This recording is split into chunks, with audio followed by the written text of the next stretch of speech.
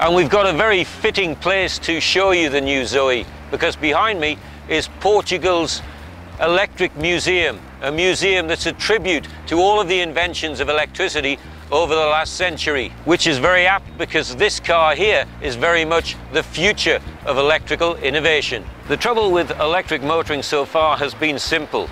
It's just not affordable to ordinary motorists.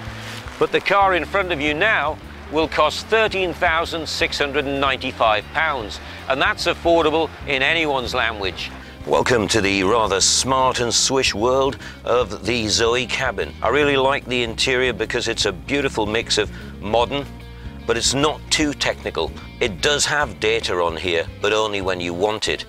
And this is the heartbeat of the interior of the Zoe. It's called R-Link. To get the full information on exactly what sort of power you're running on and how it's going, you press the flow button there. You get a picture of the car which shows you the battery at work.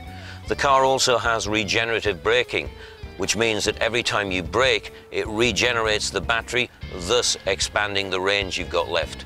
The first thing you notice when you get inside the Zoe is silence. Now, I know that silence is the key attribute of all electric cars, but somehow, considering this is really super mini size, it just sounds extra refined. This car feels the best finished electric car I've driven to date. So let's get down to the figures of the Zoe. To charge this car up fully to its 130-mile radius, it will cost you at peak rate £3, or just over £3, and that is remarkably affordable.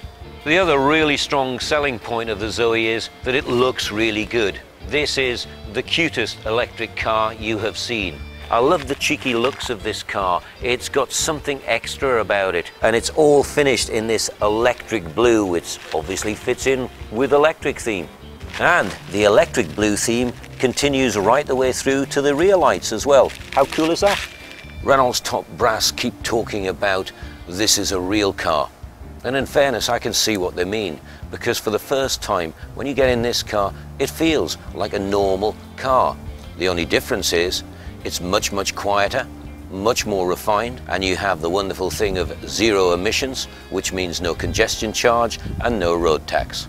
A few years from now, I'm going to look back on today and my test drive with the Zoe, and I'm going to remember it as a milestone day in motoring, the day that electric motoring became acceptable.